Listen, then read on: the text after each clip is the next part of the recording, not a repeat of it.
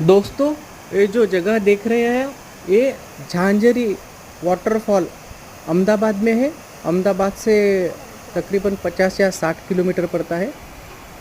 काफ़ी एंजॉयबल है ये। यहाँ का जो प्लेस है बहुत ही बढ़िया है।